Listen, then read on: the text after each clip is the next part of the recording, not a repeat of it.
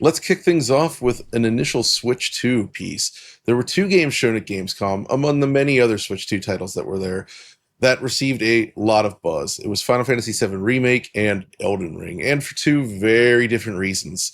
I had a chance to go hands-on with Final Fantasy VII Remake, and I also sort of peeked behind the curtain to see a little bit of Elden Ring. And these are at very different, opposite ends of the spectrum for good reason. So I don't think you got a chance to try either of these, Alex. No, I wasn't anywhere near Switch 2 tough, other than the Switch 2 you handed to me, John. Ah, right. Yes, I did. I poisoned you with a Switch 2. I'm sorry. It had to happen. DLSS analysis incoming. Yeah. So Final Fantasy VII Remake. I want to talk about this first because this was, despite some texture issues here and there, I thought this was one of the best looking games that shipped on PS4 in many ways, specifically when you're talking cutscenes, I suppose. It's beautiful in action. And amazingly, I played in handheld mode on the Switch 2. I'm going to say right now, this is the best looking thing I've seen on Switch 2. Seeing that game running at a stable 30 frames per second with that excellent motion blur, especially, it looked fantastic. It was completely stable. It looked on par. Actually, I would say it looked better than the PS4 version at a glance. I feel like if I had to guess, and I haven't been able to compare because we don't have footage, it's going to fall somewhere between the PS4 and PS5 versions.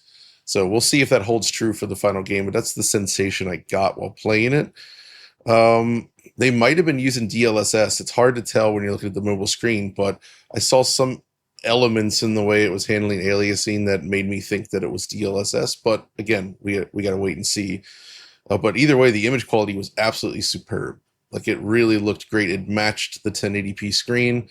I was really, really happy about that, right? So that's a good one. The other one, Elden Ring. So this one, there were always lines waiting at the show to play this game. I don't know why, but they were there. I managed to kind of get close and peek around the side of the booth a little bit at one point and was watching somebody sort of play it.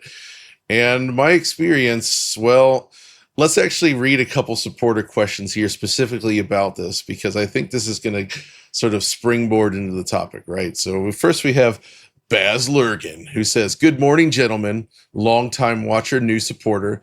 With the news that Elden Ring, Tarnished Edition, unfortunately, is a tarnished, broken port. I was wondering if you had a chance to try this. What did you think? Why do you think this is running so poorly when it runs so well on my Steam Deck?" So Baz Lurgan's Steam Deck runs it well.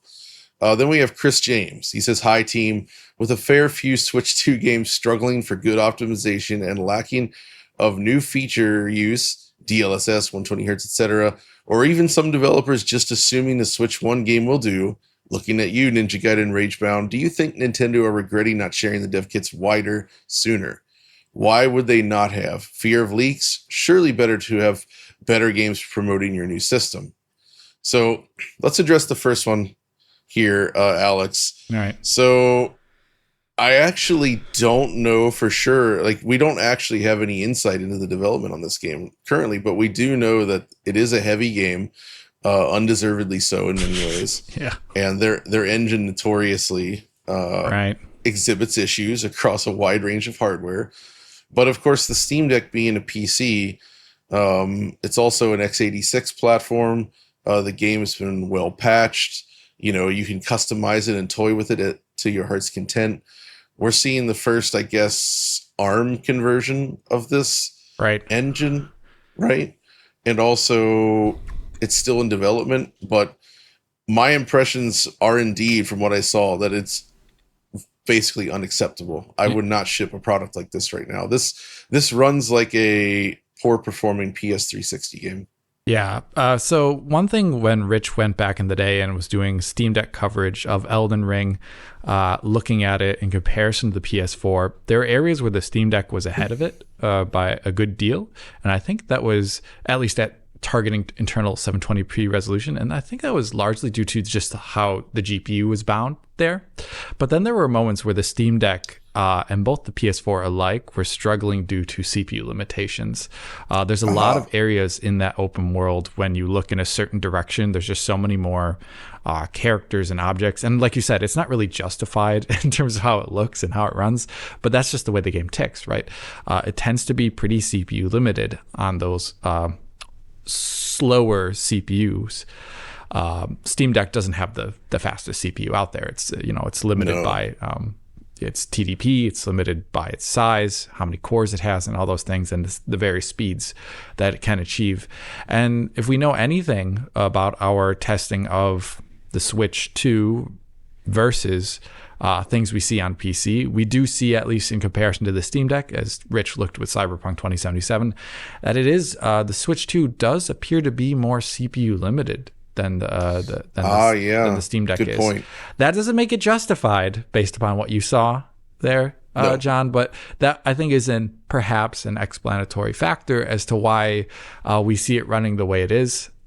Still, you really would think after all this time and the fact that there is a cross-gen version of this game, you would think there would be settings that would allow it to be achievably at least closer to 30. But I guess that's for something we're gonna have to wait to see the final product of. But based upon everything you said, sounds pretty bad. Yeah. Yeah, I mean, I actually was wanting to look at it to see if they would fix the frame pacing issues with the 30 FPS cap. Right. But I don't know. That's the problem. Like, I can't tell because it was so low often that Oh, gosh. I'm not sure I was seeing anything to do with frame pacing. It was literally just running often below 30. They were running around the Limgrave area when I was peaking, and it was not good. And that's a shame because this is a great game, and it deserves a really good version on Switch 2. And I hope that they're given the time they need to actually sort this out. I feel it's fair that they could ship this product at 30 frames per second steady. And I feel like there's no reason they shouldn't be able to get there eventually. I mean, they're specifically targeting this machine. So stop living up to the tarnished name and go for broke. But the other question, though, from Chris James Oliver is one I was thinking about because there's been a lot of talk about this lately that Nintendo seems to be almost discouraging Switch 2 development to some degree, where I've spoken with plenty of developers where they were either told that their game, they should just ship it on Switch 1 and rely on backwards compatibility. There's a lot of developers that are unable to get Switch 2 dev kits. We talked to a lot of devs at Gamescom this year, and so many of them said the same things. They want to ship on Switch 2. They would love to do Switch 2 versions. They can't get the hardware. It's really difficult right now. So, Oliver, do you think this would have made a difference for the console, as Chris James asks, if they would have been able to get? Do you think Nintendo regrets not getting more kits out there earlier? I mean, I think they should, but I don't really know what Nintendo's mindset was with these sets of decisions. Right. So I don't really understand the strategy because, like you said, even now developers are struggling to get systems. And I know that some months ago when we were, hearing things through the grapevine and talking to people, there were some weird exclusions with some big developers struggling to get kits for games. From what we've heard, and there were some kind of weird inclusions as well, like some indies were included, which is nice to see, but like there's that campfire game, the kind of camera campfire game, and they're getting kits, and some big developers on the other hand who develop like AAA stuff aren't necessarily in the pipeline there for kits. And then, the weird stuff about discouraging Switch 2 development explicitly for some games. I mean, for a very limited subset of games, like say you're doing like a pixel art game at 240p or something, you probably don't need a Switch 2 kit. But for the most part, I mean, there are really very few games on the Switch 1 that wouldn't benefit from being ported explicitly to Switch 2. And especially considering like the sales volume of the Switch 2, it's not like, developers would be in a position where they didn't want to support the new hardware. I think broadly speaking, developers do want to support the new hardware. And the thing that's really stark to me too is like, at this point, we've seen very few like proper Switch 2 editions post-launch. Like, I don't think we've seen any hardly at all, really, from third-party developers in particular. Like, obviously we saw, No Man's Sky, I think one or two other games in the mix there. But really, it's been a very slow trickle of titles earning that Switch 2 edition badge.